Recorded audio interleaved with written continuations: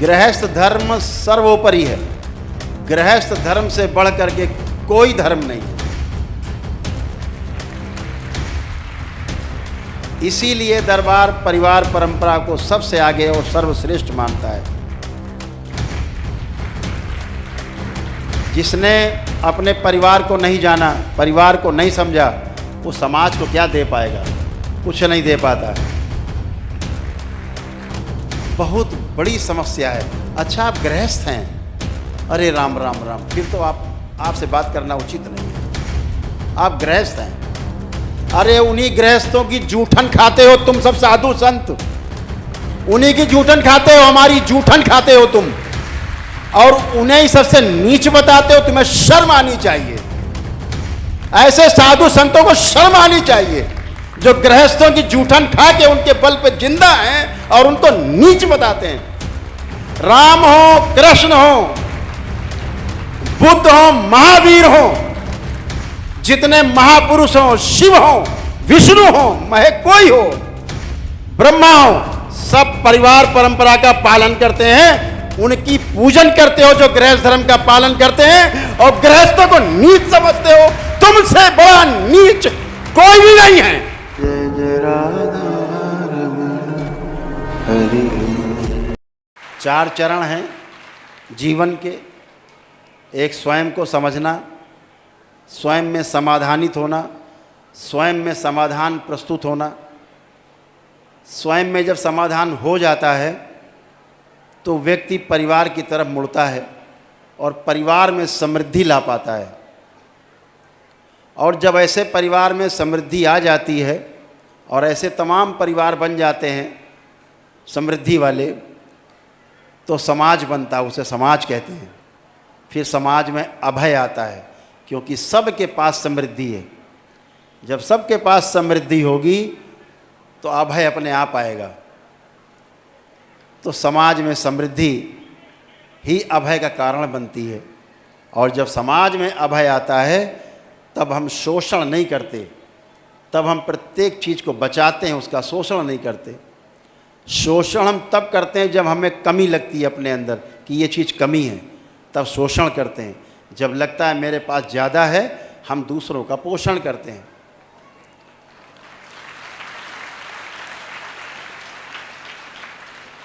शंकराचार्य जी ने गृहस्थ जीवन को नहीं जाना था। जब वो शास्त्रार्थ करने निकले पूरे देश में भ्रमण के लिए, हिंदू संस्कृति का परचम लहराने के लिए, सनातन धर्म से लोगों का परिचय कराने के लिए, फैलाने के लिए, तो उनका सामना एक महाविद्वान ब्राह्मण से, मंडन मिश्र से हुआ। मंडन मिश्र से जब शास्त्रार्थ हुआ, वो हार गए। तो उनकी धर्म पत्नी ने कहा, नहीं अभी नहीं हारे, ये तो अर्धांग है हमारा, हम अर्धांगिनी हैं, अभी आधा शरीर तो हारा ही नहीं है, अभी मुझसे शास्त्रार्थ करो।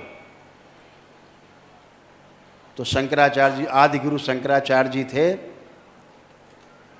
उन्होंने कहा हम तैयार हैं। तो उन्होंने गृहस्थी से संबंधित सारे प्रश्न किए, पति पत्नी के संबंधों के बारे में तमाम प्रश्न किए। अब उनको तो बेचारों को पता ही नहीं था, वो तो बहुत छोटे में सन्यासी हो गए थे, तो हारते बचे। तो उन्होंने कहा 1 महीने का समय चाहिए। इसके बाद वो वहाँ से गए, उन्होंने शरीर छोड़ा और एक राजा के शरीर में, जिसकी मृत्यु हो गई थी, उसमें प्रवेश करके, परकाया प्रवेश करके, राजा के शरीर को जिंदा करके स्वयं उस शरीर में रह करके उन्होंने सारे राजसी सुख भोगे और गृहस्थ जीवन को पूरी तरह से समझा। फिर आकर के लौटे और उनकी धर्म पत्नी को, मंडन मिश्र जी थे, उनकी धर्म पत्नी को आकर के सारे सही सही जवाब दिए, तब वो जीत पाए।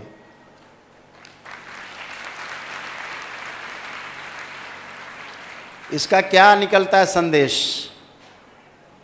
कि गृहस्थ धर्म सर्वोपरि है।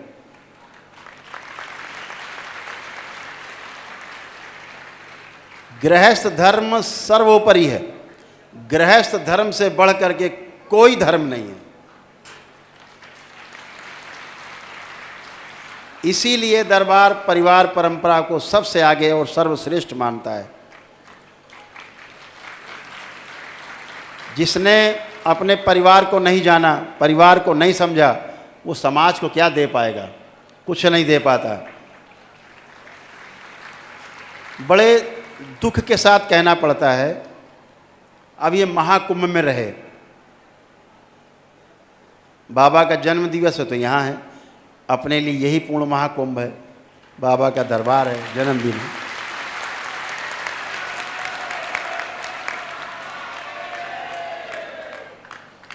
मैंने वो चीज़ देखी जिसका वर्णन करना बहुत ज़रूरी है, आपको समझना बहुत ज़रूरी है।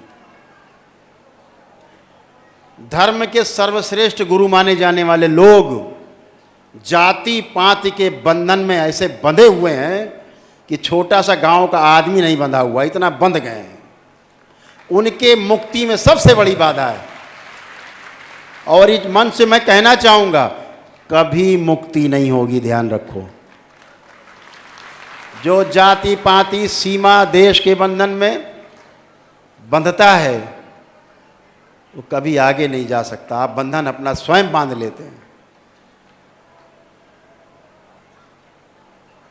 बहुत बड़ी समस्या है। अच्छा, आप गृहस्थ हैं, अरे राम राम राम, फिर तो आपसे बात करना उचित नहीं है। आप गृहस्थ हैं, अरे उन्हीं गृहस्थों की जूठन खाते हो तुम सब साधु संत, उन्हीं की जूठन खाते हो, हमारी जूठन खाते हो तुम, और उन्हें ही सबसे नीच बताते हो। तुम्हें शर्म आनी चाहिए। ऐसे साधु संतों को शर्म आनी चाहिए जो गृहस्थों की जूठन खा के उनके बल पे जिंदा हैं और उनको नीच बताते हैं।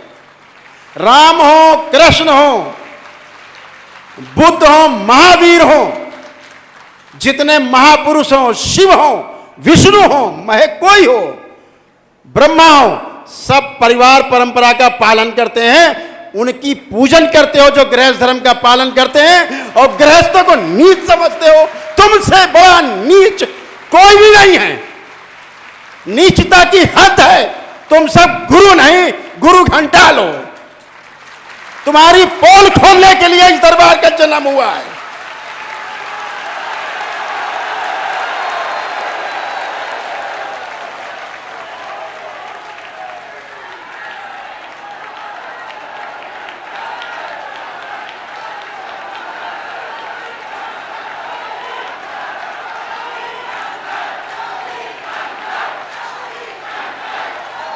ऐसे नीच धर्मात्मा अपने आप को धर्मात्मा कहते हैं।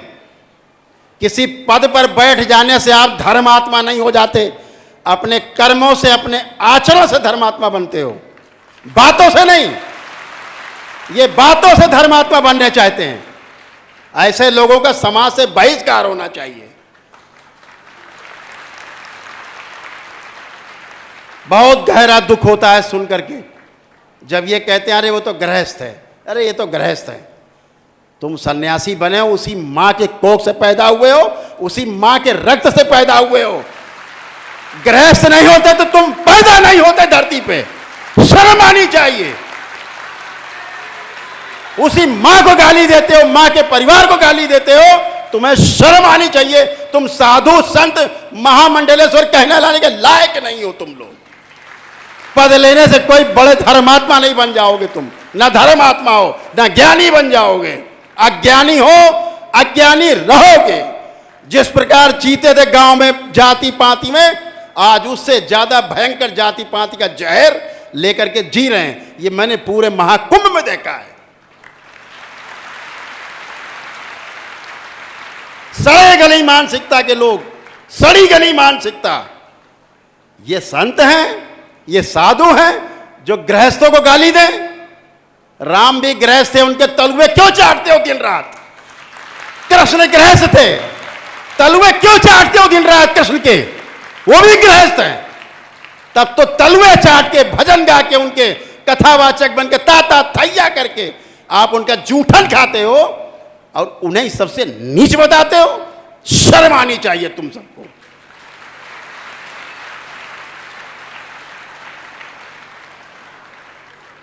ध्यान रखो, हिंदू समाज अब प्रमाण चाहता है, बातों से बात नहीं बनेगी। प्रमाण देना होगा। अगर तुम धर्म आत्मा हो तो तुम्हारे आचरण से प्रमाण मिलना चाहिए। अगर तुम मानव को मानव नहीं समझते, जाति पाति में, गोरे काले में बांटते हो, छोटे बड़े अमीर गरीब में बांटते हो, सन्यासी और गृहस्थ बांटते हो, तो तुमसे बड़ा कोई नीच और अज्ञानी कोई हो नहीं सकता।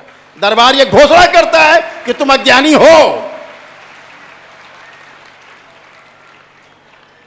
और तुम्हारी सबकी पोल खोलने के लिए दरबार का जन्म हुआ, ध्यान रखो।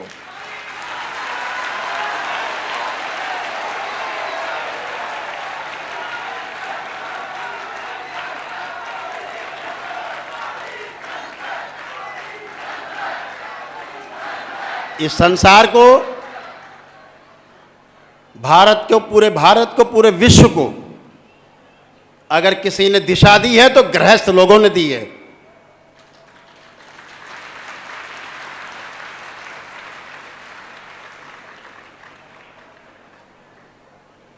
और शंकराचार्य जी, जो आदि गुरु शंकराचार्य थे, उनको भी गृहस्थ बनना पड़ा था, नहीं पूरे नहीं होते।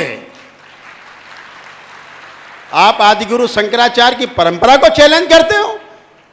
केवल गद्दी में बैठ जाने से आप धर्म आत्मा हो गए, अकड़ के बैठ गए। अरे इतना मत अकड़ो कि टूट जाए तुम्हारी रीढ़ की हड्डी, 4-6 जगह टुकड़े टुकड़े हो जाए। इतना ऐंठ के बैठे हैं, इतना ऐंठे हुए, लगेंगे अभी टूट जाएंगे। हद है। ये धर्म है।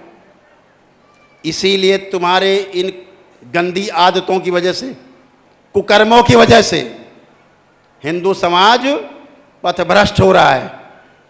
दूसरी जा करके दूसरे समुदायों की तरफ, दूसरे मजहब की तरफ आकर्षित हो रहा है, तुम्हारी इन्हीं गंदी गंदी हरकतों के कारण।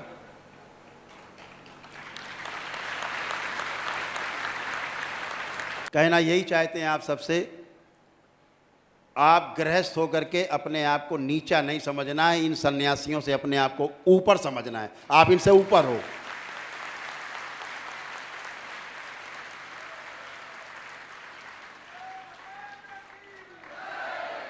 कम से कम आप भिक्षा तो नहीं मांग रहे हो किसी के लिए, श्रम कर रहे हो, अपने बच्चों को पाल रहे हो, मेहनत करके अपने बच्चों को पाल रहे हो, पढ़ा लिखा रहे हो, आगे सिखा रहे हो, आगे बढ़ा रहे हो, मेहनत कर रहे हो। अपना पेट काट के, अपना शौक ना पूरा हो वो काट के बच्चों को आगे पढ़ा लिखा रहे हैं, आगे बढ़ा रहे हैं। आप सब सर्वश्रेष्ठ हो, सबसे महान हो, सब गृहस्थ। इनकी तरह गृहस्थों से भिक्षा मांग के खा रहे हैं और गृहस्थों को ही गाली दे रहे हैं। इनके जैसे लोग तो आप बहुत अच्छे हो, बहुत आगे हो। और मुझे गर्व है, बहुत गर्व है कि गृहस्थ लोग सन्यास की दीक्षा भी लेंगे घर बैठे।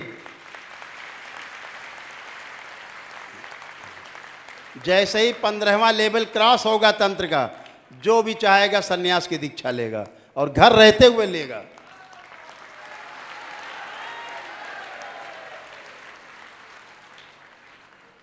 अभी मंत्र दीक्षा होती है, तंत्र दीक्षा होती है। 15 लेवल जो क्रॉस करेगा वो सन्यास दीक्षा में जाएगा। तो सब कुछ घर रहते हो, बाहर भी तो घर ही है। अगर घर से आप गए, आप किसी आश्रम में जाओगे तो परिवार तो मिल गया आपको। इधर परिवार छोड़ा, उधर परिवार मिल गया।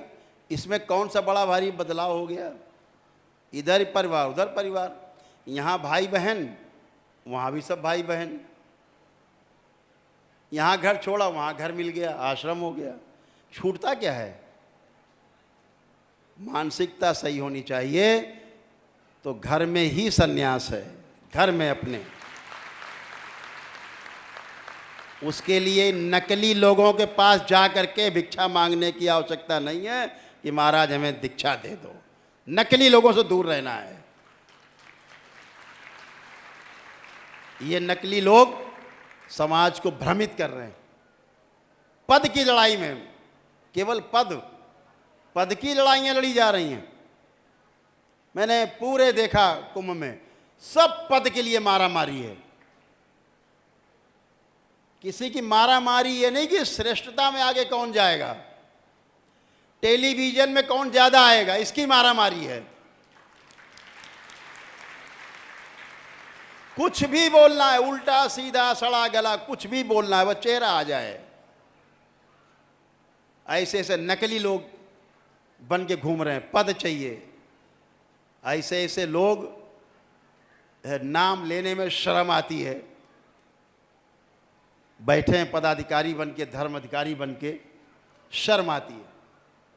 आप मॉडल बन रहे हैं, इस युवा समाज का आप मॉडल हैं। एक श्रीमान जी कम से कम 20-25 करोड़ का आश्रम बना के बैठे हैं कुंभ मेला में, राजा भी फेल है। तुम मॉडल हो आज के युवा का, तुम यही बताना चाहते हो कि इसी तरह रहना है, तुम सन्यासी हो। भोगी है नंबर 1 के, 1 नंबर के भोगी, नंबर 1 के अय्याश।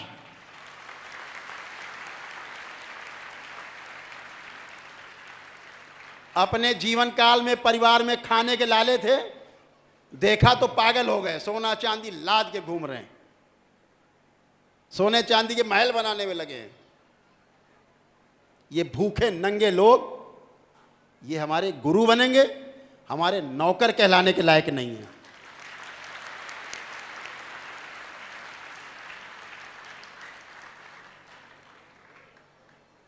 हमारे ऋषि मुनियों ने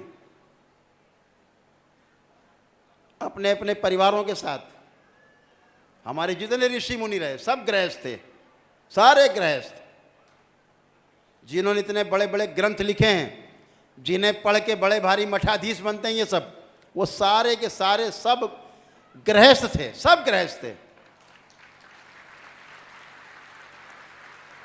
और एक बात और बता दें, इसमें से 95% लोग ब्राह्मण नहीं थे। जितने ऋषि मुनि हुए 95% से ज्यादा लोग ब्राह्मण थे नहीं, ब्राह्मण अपने आचरण से ब्राह्मण हुए, वो पैदाइशी ब्राह्मण नहीं थे।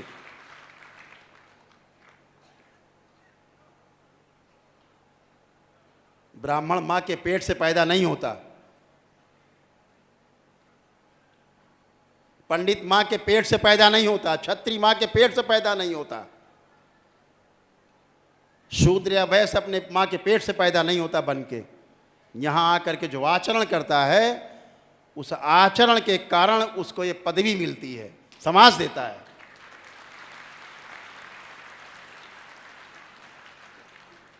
इस समाज ने कभी जाति पात का भेद नहीं किया, योग्यता को सम्मान दिया हमेशा। योग्यता रही है तो इस समाज ने झुक करके सम्मान दिया है, चाहे ब्राह्मण क्यों ना रहे, उन्होंने सम्मान दिया है। इस समाज ने, हिंदू समाज ने कभी कमी नहीं रखी, अपने को जाति पात के बंधन में नहीं बांधा, सब तोड़ा है इसने। लेकिन जब ये बैठ जाते हैं गेरुआ पहन के, तो इनकी बुद्धि घूम जाती है, फिर ये जाति पात बनाते हैं बंधन।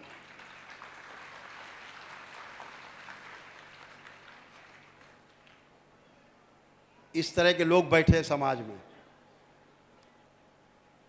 तो बहुत पीड़ा होती है कि ये लोग हम लोगों का, ये धर्म गुरु हम लोगों के हैं।